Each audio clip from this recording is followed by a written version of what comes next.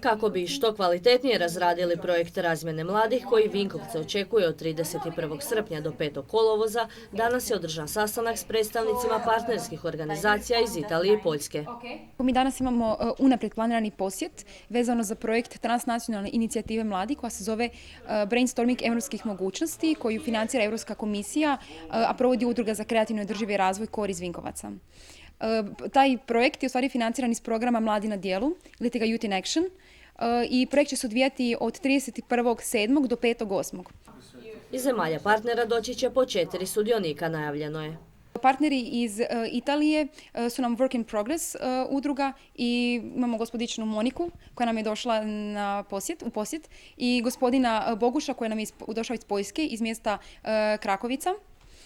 Oni će znači dovesti na ovu inicijativu mladih, četvero iz Italije i 4 iz Poljske, koji će zajedno s našim sudionicima organizirati tu konferenciju.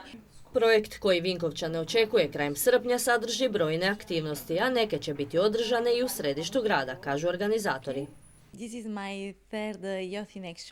Ovo je moj treći ovakav projekt. Odlučila sam sudjelovati jer jako volim upoznavati mlade ljude poput sebe diljem svijeta, podijeliti iskustva, zajednički djelovati, a time i neke stvari naučiti i sebe, ali i njih.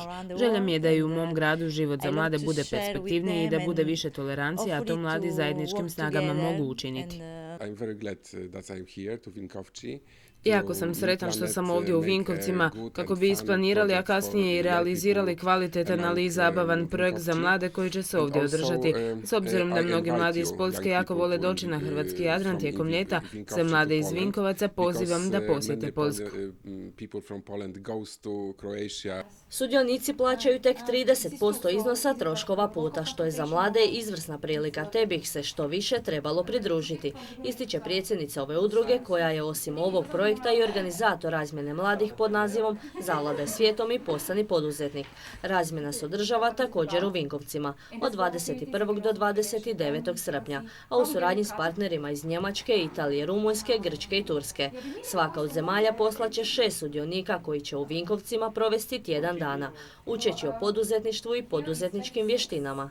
Mi želimo njima pomoći da oni razviju, najmo reći, drugačiji način razmišljanja, otvoreniji način razmišljanja prema nekim prilikama kojim se mogu, ajmo reći, naći na putu kroz život.